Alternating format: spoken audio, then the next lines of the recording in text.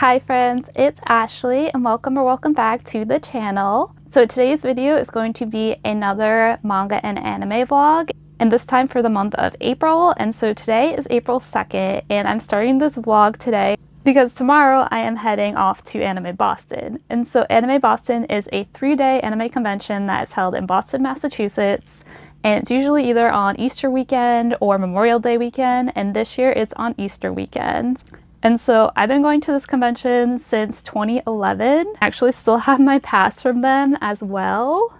And that first year I went, I only went for the Friday, and it was the first time I've ever been to an anime convention. And before going, I had heard about Anime Boston, but never had the opportunity to go. And so that year I finally did get a chance to go, and so I went. And it was just so magical. I remember like going and just being amazed by all the people and the cosplays there, and I really felt like I'd walked into an anime. It was just like so much fun seeing like anime characters come to life through cosplay. And so after that, then for many years, like I went up for like the full weekend, the Friday, Saturday, and Sunday. But for the last couple of years, my husband and I have just been going up for the Friday, partially because since like 2020, it has gotten like so expensive, and just like between like hotel and then having to pay for parking in Boston and then like food, like it just gets really expensive to go for the whole weekend. And since like we've been many years for the whole weekend, the last couple of years, we've just kind of been taking it easy and saving money and just going for the day.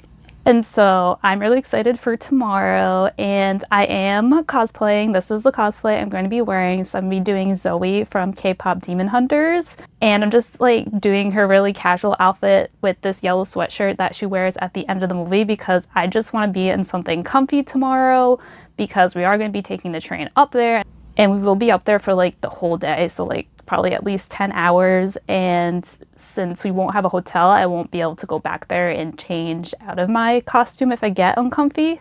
And so this is nice because the outfit itself is fairly comfy, but also because I'm not going to be wearing a wig. So I have a wig for this outfit, and I wore it last year to a convention that we went to in October. But I really don't like that wig because the buns that are on that wig are so heavy, and so they make the wig so top heavy that like it just gradually the wig gets pulled down my head. Like no matter how many bobby pins I put into it, it just starts to slide backwards. And also because it's so heavy, it like makes my head hurt after a while. And so I'm going with my own hair. I actually wore this costume using my own hair last year at Halloween when I wore this to work. And it like worked out really well, and I wore it for my whole shift and had no issues. And so that's what I'm gonna do for this, because I just wanna have a chill, comfy costume so I can enjoy the con and not have to like be uncomfortable. So I know like my hair isn't 100% accurate. Like she has bangs, I don't have bangs. My hair side pieces are curlier than hers and a little longer, but I don't really care because I'm just doing this for fun. And so it doesn't have to be like 100% accurate, which is like the exact opposite of how I felt when I first started cosplaying around like 2013. I remember like being such a perfectionist and everything having to be perfect. But at some point I was just like, why? Why, Ashley? Like, I do this for fun. I don't enter contests, so it doesn't have to be 100% accurate. So yeah, it should be a fun time. If I remember, I will have my husband take a picture of my full outfit tomorrow when we're at the convention. And so yeah, I just really wanted to start this vlog today so I could film this intro before we head off to the convention, because I will try to take like some footage when I'm there. Though I'm not sure how much I'll actually get, because I get really shy when it comes to filming in public, and Anime Boston is really busy and hectic, so we'll see how that goes. But besides that, since the last vlog I filmed, I did binge a whole entire anime series, so we will talk about that a little bit later in this video. And also, I have picked up the next volume of The Perks of Being an S-Class Heroine. So I got this last week at Barnes & Noble, and I was thinking this would be perfect to bring on the train and read on the train if I feel like doing so. And so I'm gonna bring this with me tomorrow on the train. And also I'm gonna try to look for volume 6 when I'm in the dealer's room tomorrow at the convention, because volume 6 is out, but Barnes & Noble didn't have it. So that's gonna be one of my missions for tomorrow. And so yeah, it's already like, I feel like today is going by so fast. It's already like 2:27 p.m. in the afternoon, and I need to go like find the rest of this costume. I feel like I know where everything is except possibly my socks. So I need to go hunt those down and gather everything so I can just put everything in one spot. So tomorrow morning, where I'm gonna have to get ready pretty quickly, I'll have everything together and not like be trying to hunt things down when I have to leave like in a short period of time. And I also want to pack a bag with some stuff for the convention today for tomorrow as well, because it's always good to have like some supplies. So I thought it would be fun to pack my bag together for tomorrow. So I hunted down all parts of my costume, so they're all here. So that's good to go. And the hardest part to find was actually the shorts, because I didn't know where I put those. I actually found the socks really easily, but I found them. It's all good. I actually have like 2 different pairs of shorts to choose from. And I don't remember which ones I wore the last time I wore this, but I'll just figure that out in the morning. Whatever one looks and feels better is the one I'll go with. And so I'm just going to be using this little white messenger bag. This is just like a cheap little bag that I got at one point from Walmart, and I've just been using it for conventions because I find that it works really well because it's plain, so you can pretty much put it with like any outfit. And I did write like a quick little checklist of stuff that I wanted to include in my bag.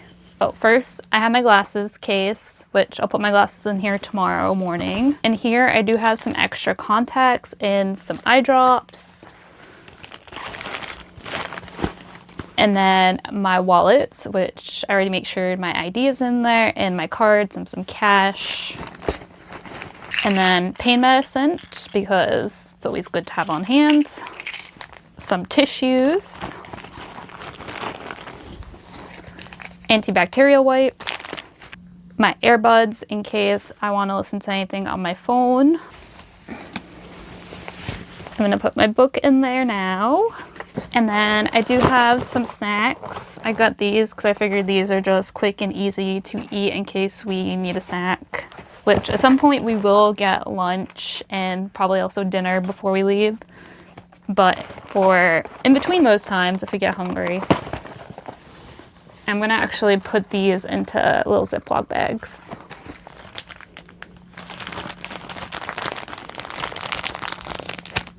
And then the last thing is a lanyard that I can put my badge on. So I'm gonna pack my Final Fantasy 15 one. And then I'm also gonna pack this orange one for my husband. And so I'm just gonna check off the things that I've packed. And I just realized I forgot something, so I'll be right back. I got something important. I forgot water, so I'm gonna pack 2 bottles of water. And then the only 2 things I haven't checked off here yet that I'll put in the bag tomorrow morning are my glasses and my phone. But otherwise, we are all packed and ready to go, so I won't have to worry about this tomorrow morning. So this is a little heavy, so I feel like I might take out one of the bottles of water because we could always get something to drink there too. Like, it'll be a little expensive, but it's doable. And so I'm just gonna keep in 1 bottle of water. And then I think I'm gonna switch my wallet out because I don't need all my cards that are in here. So I'm gonna switch this little zipper pouch, which a lot of times I do use this to keep my cards and cash in for conventions. So I just transferred what I needed for my wallet over to here. So that's gonna go in the bag. But in this pouch, I just found this, which is actually from the last convention we went to. It's this little alien on the parachute. And so last convention I went, the way the hotel was like set up, you had the bottom floor, but then there was like a floor above that is like open. So it's kind of like a balcony where you can like see down to the ground floor. And so they dropped these off of there to the ground floor. And so that's what this is from, because the theme of that convention last year was aliens. So, all right, that does definitely feel a little better, which is good because I'm gonna be carrying this around all day, so I don't want it really heavy. Hi, so it's been a while since I updated this vlog. The last time I talked to you, it was the beginning of April, and now it's the end of April, and it has just been like a whirlwind of a month. And so I have lots of things to catch you up on. I get to talk about my anime Boston experience, some manga I've read recently, and also some anime related purchases. So let's first start with Anime Boston, which, as I feared, I did not take any video footage or any pictures. I found I'm just like really bad at vlogging in public, but I thought we could just talk about my experience. So my husband and I went up for the Friday. We took the train up and we got there pretty early, around like 10 a.m. I think, by the time we got to the convention center, and we picked up our badges and we pre-registered online. And so these are the badges this year. And so this was the first year like they did the all plastic badge, and usually every year I've been going, since I've been going for like over 10 years, they did this type of badge where it's just like paper and then it's in the plastic sleeve. And also they did like a place for like your name. But this one doesn't have a badge name, which answers my question. When I was pre-registering, it didn't ask for like a badge name, and usually they always do. And so I had been wondering about that. But apparently there is no longer names on badges. What I do like about this one is it does have the times on the back for like when the dealer's room is open and the artist alley is open. And so we got our badges, and the one thing I have to say about Anime Boston is they are very organized. Like all the times I've gone to pick up my badge, I've never waited that long in line. That being said, I've never gone on Saturday to pick up my badge, so I don't know if that's different. I'm only ever gone like on Friday morning to pick up my badge, or the Thursday before the con starts. If you pre-register, you can pick up your badge then. And then after we picked up our badges, we went to opening ceremonies, which that was at 10. So we actually got there like a little before 10. And that's like where they introduce like all the guests that are going to be at the convention. And something that surprised me this year is that at the end of the convention, they had one of the musical guests that was at the convention actually sang 2 songs. So there was like a mini concert at the end of opening ceremonies. I thought that was really cool. And that musical guest was Koda, who does one of the opening theme songs for JoJo's Bizarre Adventure. And he does the theme Fighting Gold. I have never watched JoJo's Bizarre Adventure, but I know it's really popular. And the anime themes for that show are very catchy. And so that mini concert sneak peek was just like a very fun and exciting way to start off our con for the day. And then after that, the next thing that we did was we went to go see the Dangers in My Heart movie. And so if you don't know, The Dangers in My Heart is like a really super cute and sweet and like wholesome rom-com. And so the movie was like kind of a recap of the anime so far, but also with some new stuff added in as well. And the 2 main leads, Anna and Ichikawa, are just like so adorable. Like if you haven't watched that anime and you like cute rom-coms, you should definitely check it out. And so that movie was super cute. They also gave freebies away too at the showing. So while we were waiting in line, they went around and they gave out these. And then here's Ichikawa, and if you put them together, they create a little heart, which is so cute. And then while we were in line, they also gave away these little postcard flyer things. But see how there's like a little star on here? So if you had like 1 star on one of these, then you got copies of these that were signed by the Japanese voice actors. So I thought that was really cool. And then after that, we went and explored the dealer's room in the artist alley. And I did not end up buying anything this year from either the dealer's room or the artist alley. There just wasn't anything that really caught my eye. And I feel like on that day, I just wasn't in the mood to spend money. Like sometimes I just get into the mood where I don't want to spend money. And if I don't see something that really, really calls to me, then I won't spend any money. And I feel like that's the mood I was in that day. So I didn't end up buying anything. I didn't even look for the graphic novel, The Perks of Being a Heroine, that I was talking about earlier in this video that I might look for. I saw like a place that was selling manga, but there was just so many people like in that area at the time that it looked really crowded, and I did not want to go over there. And I feel like the dealer's room and the artist alley, they can get like a little overwhelming sometimes because there's so many people in there. And so I feel like I'm always playing like a dance of like trying to look at things without running into people. And so after a while, like it gets overwhelming and I have to leave. So, and that's the one thing I will say like about only going to the convention for a day. I feel like our day went by so fast. And I was actually talking to my husband about it, and we might end up trying to go for like the full weekend again next year, because the last time we went for the full weekend was back in 2022. So it's been a couple of years since we've done that. But we'll have to see what next year brings and everything. And also, I feel like when you go for the full weekend, you have more chances to go to the dealer's room in the artist alley. And both those like rooms are so big that there's so much to look at that it's like impossible to look at everything when you're there for only like a day. And even when we were going for like the whole weekend, I still felt like I didn't see everything in those rooms. The last thing we ended up going to was a panel about villainesses. So the panel was called "Why Does Everyone Want to Be a Villainess?" And so in anime and like in manga, there's been like this trend lately where someone will be like reincarnated into another world, but then they will also be reincarnated as a villainess. And there's been like a lot of anime and manga that have popped up recently with that theme ongoing. And so the panel like looked at that and like the origin story and where it started and how it became so popular. And it was a very interesting panel. And the panelist said that was her first time like hosting a panel, but she did like such an awesome job. She was very good at presenting, and she also kept the panel very engaging because she also asked like questions after finishing a part of the panel. And like if you answered the question right, then you got a manga or graphic novel as a prize. And that panel like makes me now want to like read more villainous manga and watch more villainous anime, because I've seen some villainous anime, but not like a whole lot, and I feel like it's probably something I would really enjoy because a lot of it does center around like isekai anime, and I love isekai anime.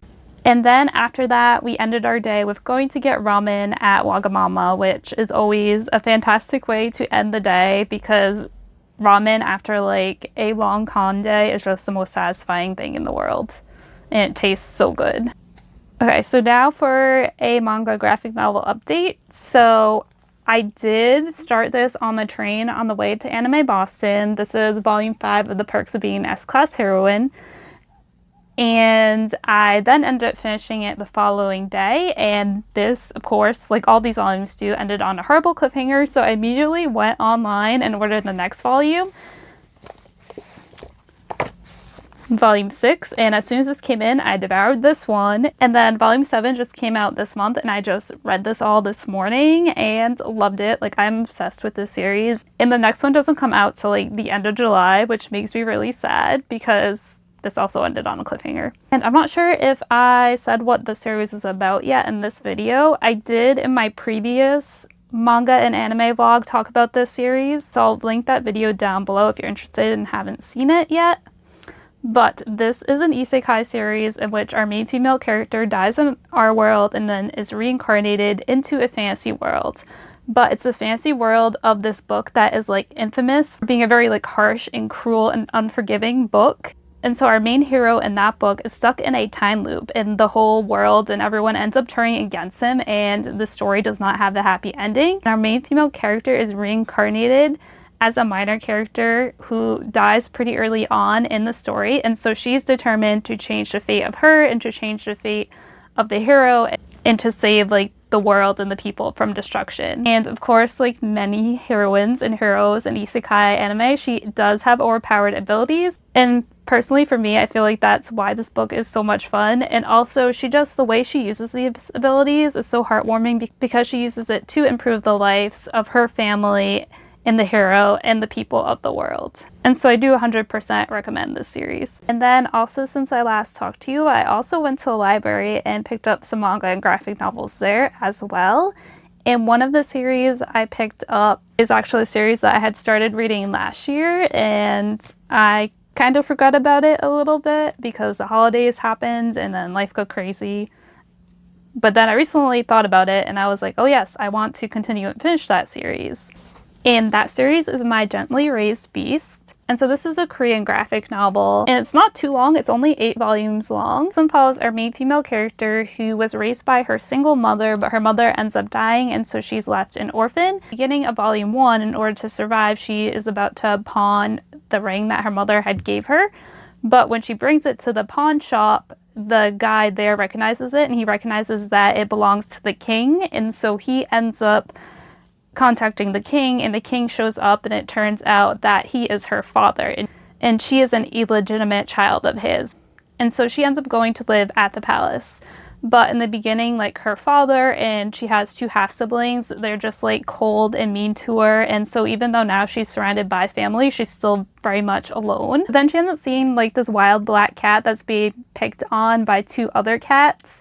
And she ends up coming to its rescue. Turns out that black cat is a divine beast and also has a power to turn into a human. And the divine beast and the humans are currently in like a fragile peace. And so they kind of have like a history of bad blood between them where there was a war, but right now they're at peace for the time being.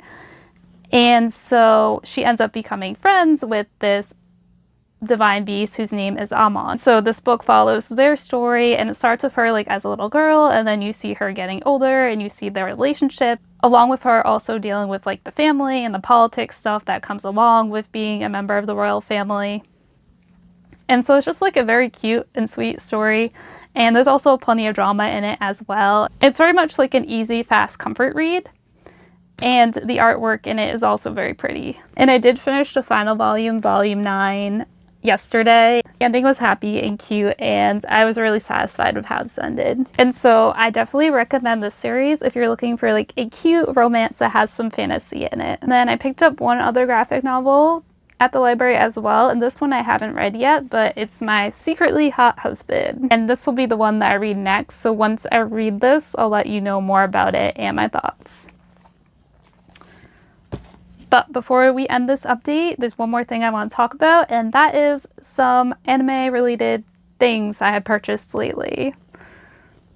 So I ended up buying this Totoro themed purse, which I've been like eyeing this for like a year now, and I finally got it.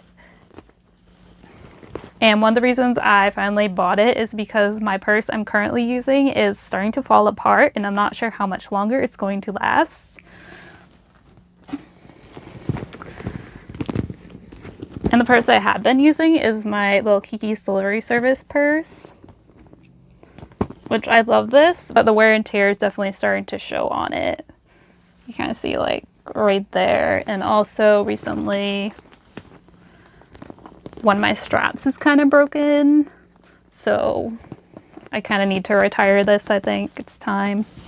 And then along with this, I also got the wallet to go along with it. My current wallet is also a Totoro wallet, but is also falling apart, so it also needs to be replaced. And so I thought this one was perfect because it matches the new purse.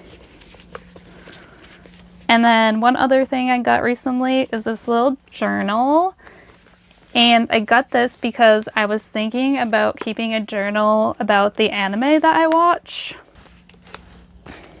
which is very ambitious of me because I already have problems keeping up with my reading journal.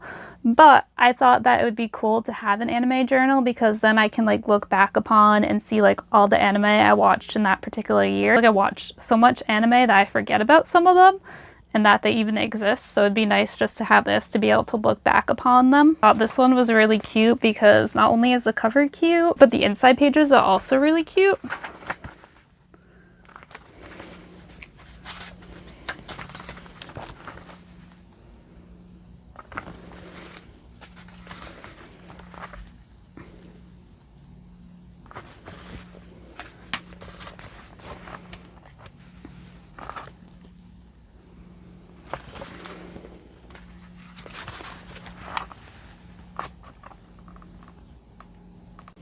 So yeah, I think that's everything that I wanted to talk about since we last talked.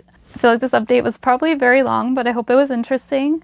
And so my next update will probably be once I've read this and I have some thoughts. Oh, and also when we come back, I will finally talk about that anime that I mentioned in the beginning of this video that I binged recently.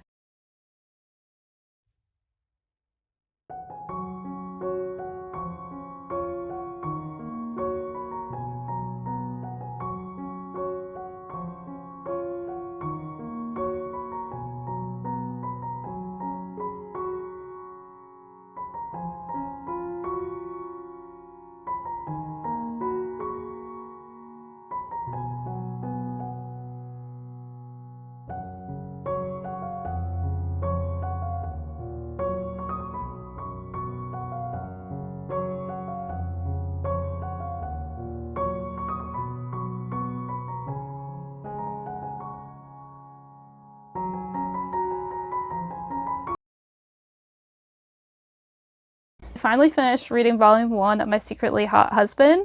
So we're going to talk about that, and then we are going to talk about that anime that I mentioned earlier in the video that I binged. And then after that, we are going to end this vlog because in all transparency, I started this vlog at the beginning of April and now it's the beginning of July. So this vlog has been going on for way too long. And so it needs to end. This one I had mixed feelings about. I struggled with it in the beginning, like read a little bit of it and then I put it down for a couple days. And I was thinking about DNFing it because I just wasn't quite feeling a connection to the stories or drawn to the characters. It was just feeling kind of generic and similar to like a lot other anime or manga or graphic novels that I watched and read before. And so in this one we are following our main female character who she has been reincarnated into this fantasy world. And she has memories of her past life in the modern world. But in this fantasy world, if they learn that you have memories of your past life, you are burned at the stake. And so she keeps this a secret. And her parents are dead, and so she lives with her aunt and uncle, who are horrible people, and they treat her horribly. And they also have a deal with this monster lord where they are supposed to give him one of their daughters for marriage. But instead, they end up giving him our main female character. So this monster lord, everyone's afraid of him. He is rumored to be a horrible person. He's rumored to be ugly, and so he wears a mask. But in actuality, he is actually very handsome and he's actually very nice. And he is one of the reasons why I almost didn't continue this book, because he just didn't feel very interesting so far, and I just didn't feel the chemistry between him and the main female character. And similarly, I also wasn't feeling very much of a connection to her. And so, like I said, I put the book down for a couple days, but then I did end up picking it back up again because I wanted to give it a little bit more of a chance. And then when I got a little further in the story, I did actually end up enjoying it. I ended up feeling more drawn to the story once the main love interest, not too long after the main female character ends up coming to his castle, he actually goes away on a quest. And it was after he left the story that I felt more connected to the story, because once he leaves, you have the main female character just figuring out life in the castle and getting to know the people in the castle, and also using her wits and her knowledge to like defend the castle. And I just found that very interesting to read about. So there was this interesting thing where sometimes items from our world would turn up in the fantasy world, and then our main female character would use her knowledge of those items to her advantage in this fantasy world. And so I liked that part of the book. I thought that part was really cool. And then the way the volume ended, it did end on a little bit of a cliffhanger, and I am kind of interested in seeing what happens next, but at the same time, I don't feel invested enough in the characters in the story to buy the series. If I could get them from my library, then I would continue the series, but unfortunately, my library only has volume 1, and so for now, I will not be continuing the series. So that's My Secretly Hot Husband. I would say overall, it was kind of just like an average isekai read, but I do feel like it has potential to get better as the story goes on. Right, so now let's talk about that anime. So the anime is The Other World's Books Depend on the Bean Counter. It is also an isekai, but the story is definitely far more interesting and unique than My Secretly Hot Husband.